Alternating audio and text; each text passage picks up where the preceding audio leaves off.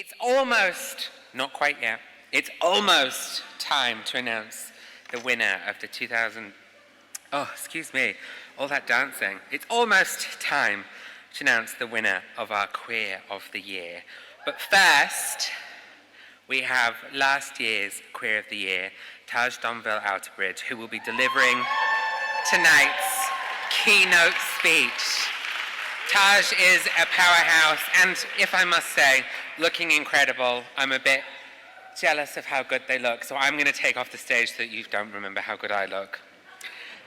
Taj, the stage is yours. Thank you, my darling.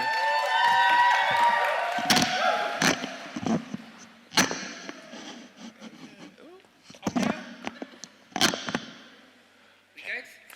How do I follow that, right? Okay, here we go. Good evening, fellow activists and allies. Today I'm going to start by sharing a story.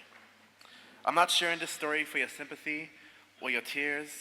I'm sharing it as a brutal reminder of our shared reality, because I fear many of us are too comfortable watching from the ivory tower that is the UK and London. Last summer, around this time of these very awards, I was ready to give up activism. I was exhausted. Unlike many here, my activism has and always was forced to exist in two separate realms, Bermuda and the UK. In my home country of Bermuda, I am infamous for being boldly queer. Founder of Bermuda's first LGBTQ+ youth group, co-founder of Bermuda Pride, columnist in the only local newspaper, and the youngest non-executive director of Bermuda's only LGBTQ+ charity.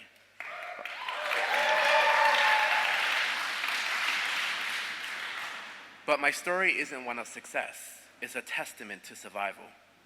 I was chastised, beaten, and nearly erased because of my queer identity. My pleas for help and support often fell on deaf ears. Teachers and the police turned a blind eye, believing I brought it on myself for simply existing as I am.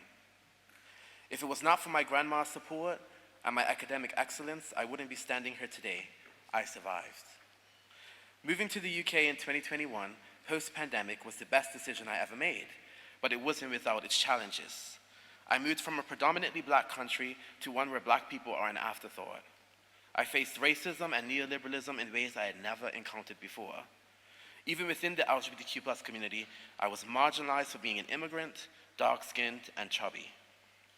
I went from being a leading voice in Bermuda's human rights movement to a lineless extra in some white twink storyline. But being a proud nuisance and an Aries, this role didn't suit me. I rose quickly through the ranks of my university's LGBTQ+ society, becoming its first black president in over a decade. This role propelled me into other spaces where my voice once again carried some weight. However, I had to not only be an LGBTQ+ advocate, but I was also forced to become an expert on race, constantly educating my white counterparts about the importance of them standing up for anti-racism. Going back a few steps to 2019, I had just relocated to Grenada to start medical school when I met my first love, Josiah. Less than a year later, we were separated by the pandemic, but remained close friends. 2 days after last year's QSAs, I found out he was brutally murdered. He was horribly beaten and left to die on a beach. The police arrived the next day, but not before countless photos and videos were taken of his lifeless body for the sole purpose of making a mockery of his death on social media. He was talented and a beautiful soul whose life ended far too soon, far too brutally, and far too insignificantly. While not an activist in the traditional sense, his unapologetic existence as a flamboyant, openly black queer man made him a symbol of queer liberation. After he died, I was furious with him. I had just urged him a week prior to leave Grenada for his safety. He insisted on staying to support his family and to serve as a beacon of hope for Grenada's future LGBTQ+ youth. Once my anger subsided, I couldn't help but think, what if it was me? When we were together, we were harassed, beaten, and constantly attacked just for walking side by side. Our existence was and still is illegal in Grenada, and the society preferred to see us dead than happy. I was lucky to once again survive. His death reminded me of why I exist and why I fight, and I promised him I would not lose hope. Josiah and the hundreds of Black queer people that lose their lives to suicide or senseless violence every year are my strength. They are who I fight for, and I hope they also remind you of the dire stakes of our fight. We have not achieved queer liberation yet, and we will not achieve it until we embrace intersectional solidarity. If history has taught us one thing, it is that single-issue movements have and will always fail to achieve true freedom, justice, and liberation. They have often prioritized the rights of one group while neglecting or oppressing those of others.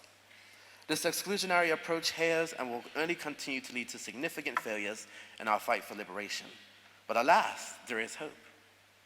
Visionaries like Bayard Rustin, Audre Lorde, James Baldwin, and Dr. Angela Davis understood the necessity of intersectionality long before it became a buzzword.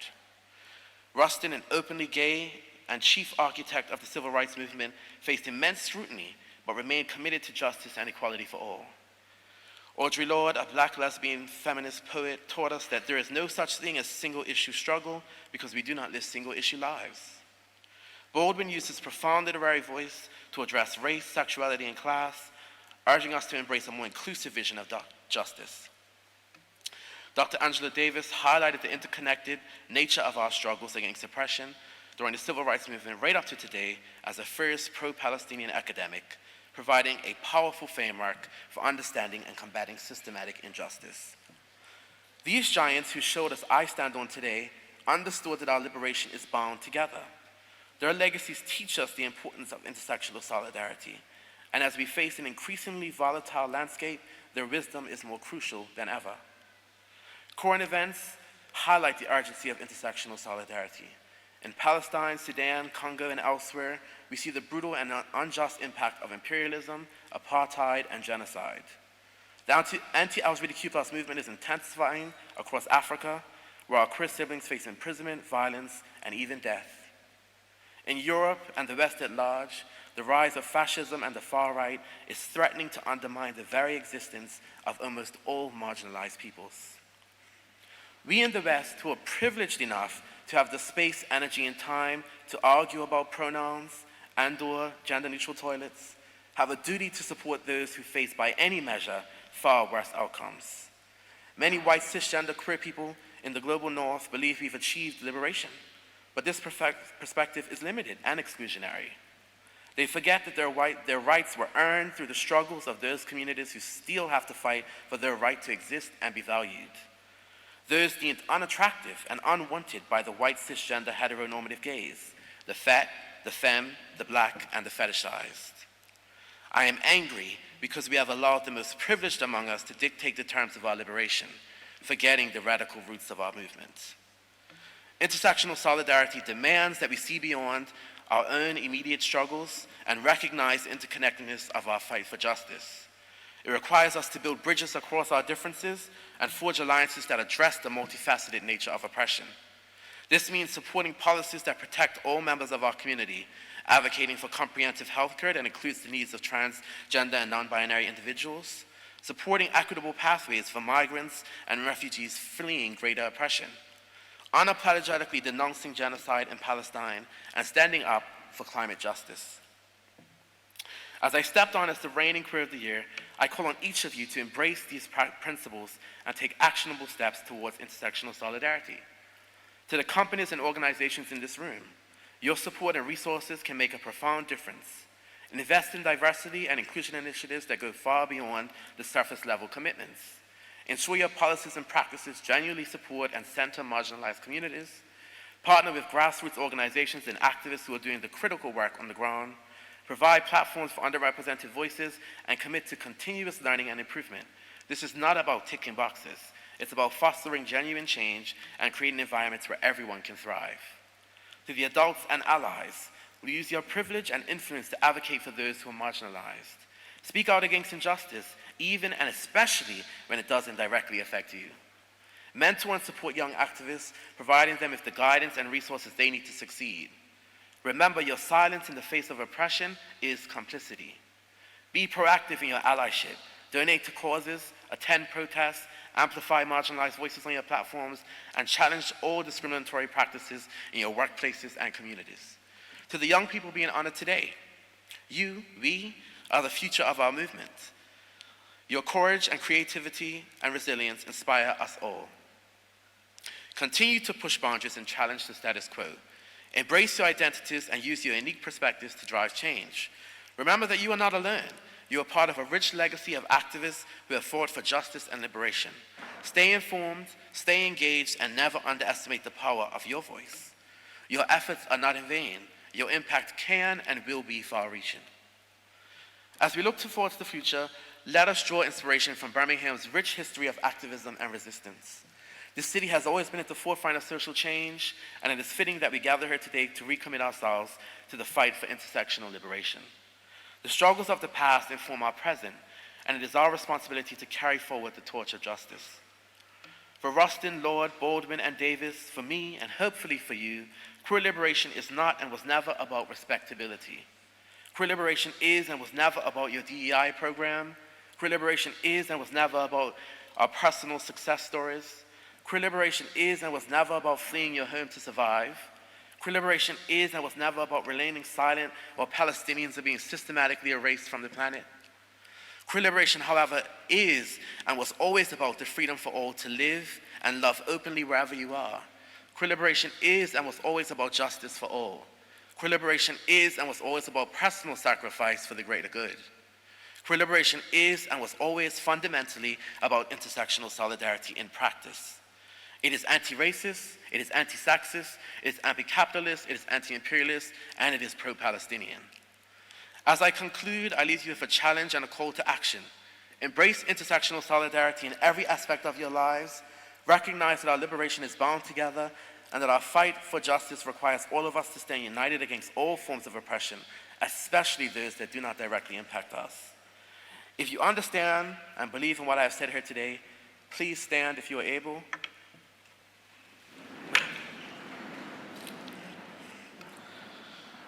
And join me in a pledge. Repeat after me. I pledge to fully embrace intersectional solidarity as the foundational principle of queer liberation. I will use my voice, my actions, and my influence to fight against all forms of oppression. I will support my marginalized siblings outside the UK. I will recognize the interconnectedness of our struggles. And I will work tirelessly and wholeheartedly to fight for justice, freedom, and liberation for all. I will henceforth be a human rights champion unconditionally. You can stop repeating after me, but please stay standing. Together we can and will build a movement, a society, and a world where every child is seen not for their identities, but for the value of their limitless and untapped potential. Together we can and will build a movement, a society, and a world that supports, protects, enables, and cherishes every human life equitably. Then and only then will we have achieved queer liberation. Thank you.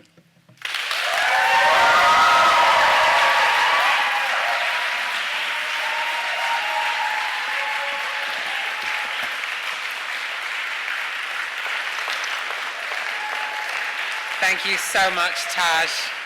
Last year's Queer of the Year, and such an inspiring speech. Thank you so much, Taj.